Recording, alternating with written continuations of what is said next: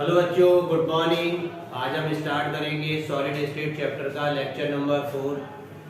जैसा कि lecture number 3 में हमने आपको क्लियर किया था टाइप्स ऑफ यूनिट सेल, तो वहाँ पर हमारा फर्स्ट टाइप ही क्लियर हो पाया था, simple cubic unit cell. But वहाँ हमने कंप्लीट करा दिया था सिंपल क्यूबिक यूनिट सेल के टाइप्स, पर्टिकुलर उनके जेड की वैल्यू, और वहाँ पर अल्फा बीटा गामा एंगल, तो वो पूरा एक टेबल था, टेबल भी हमने क्लियर करा दिया था।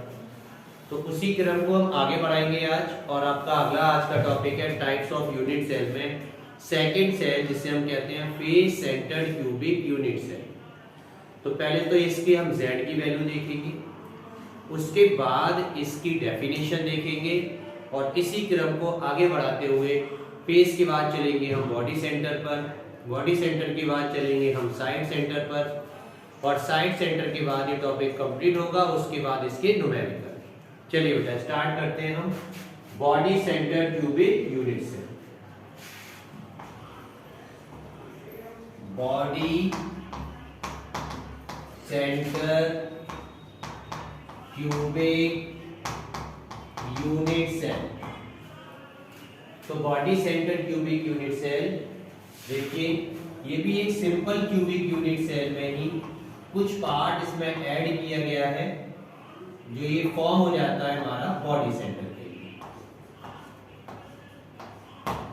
ये है हमारा सिंपल क्यूबिक यूनिट सेल, इसके 8 कॉर्नर हैं, और प्रत्येक कॉर्नर इस यूनिट सेल के योगदान में अपना 1/8 पार्ट पार्टिसिपेट करता है।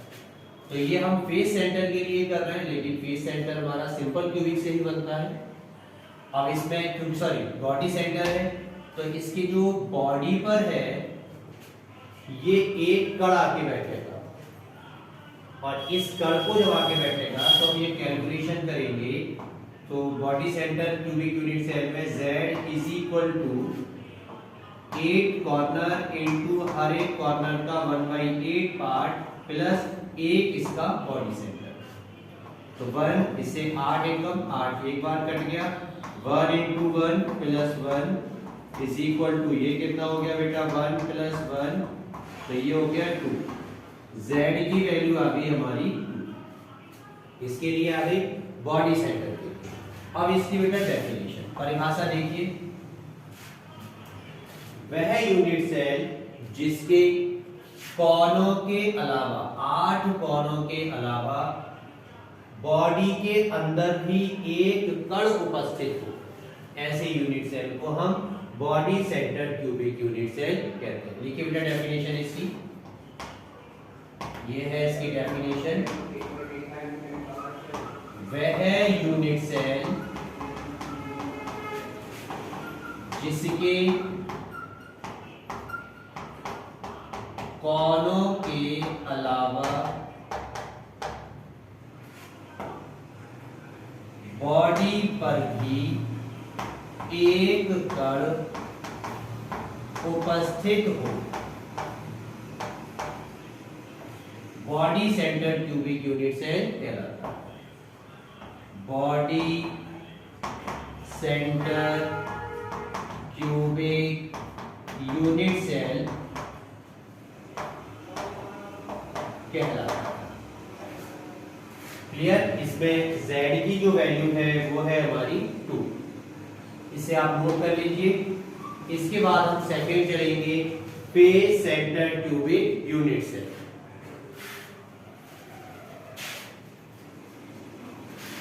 नोट कर लिया? अब बॉडी की जगह हम क्या करते हैं बेटा, फेस। तो face centre cubic unit cell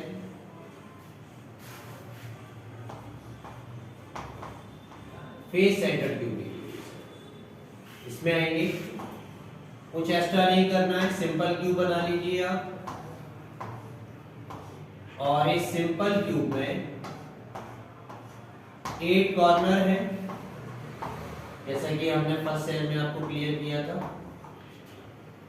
और इस 8 कॉर्नर का जो z की वैल्यू हम निकालेंगे, 8 कॉर्नर का 1/8 पार्ट पार्टिसिपेट करता है सिंपल क्यूब में। फेस कितना है बेटा इसके 6, first face second, third, fourth, fifth and then six. और हर एक फेस का आधा पार्ट इस यूनिट सेल के कांटेक्ट में रहेगा और आधा पार्ट दूसरे यूनिट सेल के कांटेक्ट में चला जाएगा। देखिए, अगर हम यहीं पर एक और यूनिट सेल बनाते हैं तो आप ये देखेंगे कि इस यूनिट सेल का आधा पार्ट इस ऊपर वाले यूनिट सेल में चला गया और आधा पार्ट नीचे वाला। तो पर्टिकुलर एक फेस का आधा पार्ट इसमें रहा, आधा पार्ट इसमें रहा, तो 6 फेसेस हैं प्लस, और हर एक फेस का आधा पार्ट इस यूनिट सेल के हिस्से में है, तो 6 फेसेस का 1/2 कैलकुलेट कर दीजिए। 8 एकम 8, 2 तिया 6, 3 बार गया, 1 into 1 प्लस 3 into 1, तो ये हो गया 1 + 3 इज इक्वल टू 4। Z की वैल्यू आ गई इसकी 4, यानी कि कणों की संख्या face centre cubic unit cell में 4 होती है। आप इसकी परिभाषा भी देख लीजिए बेटा। ऐसा यूनिट सेल जिसके कोनों के अलावा फेस पर भी कण उपस्थित हो, कोनों के अलावा फेस पर भी कण उपस्थित हो, ऐसे यूनिट सेल को हम face centre cubic unit cell कहते हैं। देखो बेटा डेफिनेशन, ऐसा यूनिट सेल यानी कि इकाई सेल जिसके कोनों के अलावा फेस पर भी कण उपस्थित हो, फेस पर भी कण उपस्थित हो, उसे face centre cubic unit cell कहते हैं। क्लियर? इसे नोट कर लीजिए। लास्ट रह गया है हमारा साइड या end centre cubic unit cell. Note करो। अब फेस की जगह हम कर देंगे साइड सेंटर।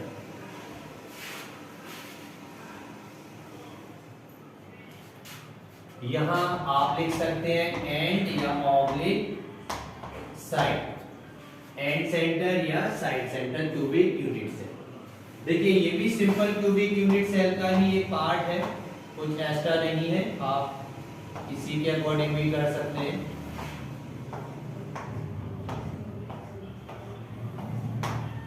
इसके भी 8 कॉर्नर है, सिंपल क्यूबिक। इसमें ही थोड़ा सा मॉडिफिकेशन किया जाएगा तो यही हमारा हो जाएगा एंड सेंटर। तो इसका एक स्फेरिकल यहां रहेगा और एक इस वाले एंड पे रहेगा। Z की वैल्यू हम काउंट करेंगे तो सिंपल क्यूबिक के according 8 corner, each corner consist of 1/8 part, 1/8 part रखता है, प्लस आगे चलेंगे तो इसका जो ये स्फेरिकल रखा है हमने एंड या साइड सेंटर के लिए, आधा पार्ट ऊपर चला जाएगा अगले यूनिट सेल के लिए, आधा इसके पास रहेगा। तो 1 and 2 है और 2 का 1/2 रहेगा। क्लियर? तो 8 एकम 8, 2 एकम 2, तो 1 into 1 प्लस 1 into 1, तो 1 + 1, तो Z is equal to 2। तो ये side centre cubic unit cell में Z का मान कितना रहेगा? 2। तो कुल मिलाकर अभी हम देख रहे हैं सिंपल क्यूबिक यानी कि SCC Z is equal to 1, body centre यानी कि BCC Z is equal to 2, face centre यानी कि FCC Z is equal to 4, and centre या आप कह सकते हैं साइड सेंटर ECC, या इसे हम कह सकते हैं SCC again Z is equal to 2। ये एक छोटा सा टाइप्स ऑफ यूनिट सेल आपका कंप्लीट हुआ।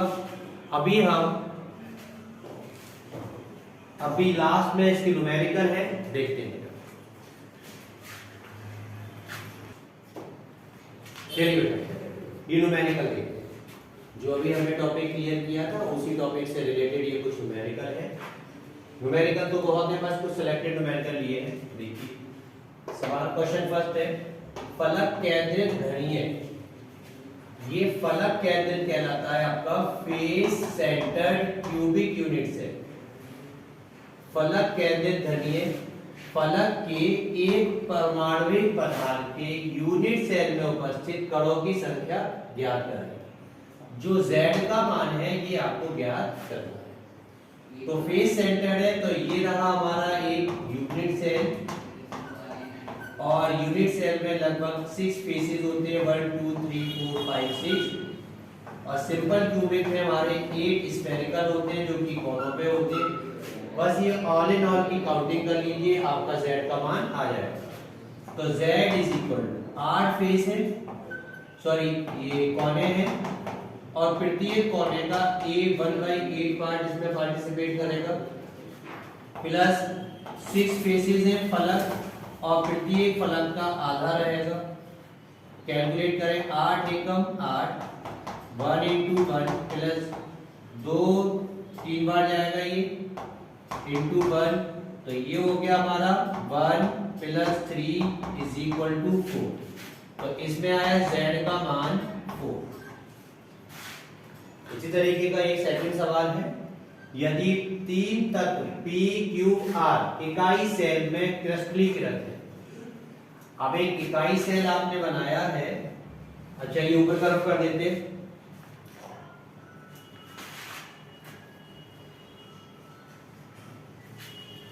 तो जगह हो जाएगी यहां पर। देखिए 3 तत्व P Q R इकाई सेल में क्रिस्टलीकृत है, तो पहले एक इकाई सेल बना लीजिए।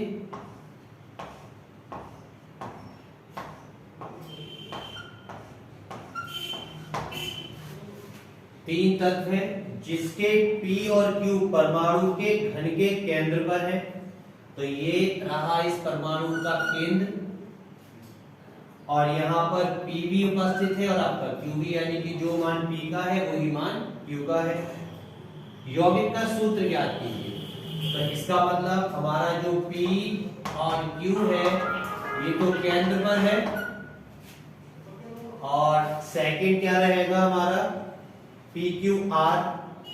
R ही सिंपल क्यूबिक है, तो देखिए बेटा R की वैल्यू आप निकालोगे 1/8 into 8, 1, तो 1 into 1 = 1, तो R हो गया हमारा R1, और जो वैल्यू P का है वही Q का है क्योंकि दोनों ही केंद्र पर है, तो P का निकालेंगे 1/8 into 8, क्योंकि सिंपल क्यूबिक में रहता है प्लस, क्योंकि ये क्या है केंद्र पर है, इसके केंद्र पर, प्लस 1, तो ये कटेगा हमारा 1 into 1 + 1, तो ये आ गया 2, तो P2 है, तो बेटा Q भी हमारा 2 हो गया। तो फॉर्मूला क्या बनेगा इसका, P2Q2R1। क्लियर, नोट कर लीजिए इसे बेटा।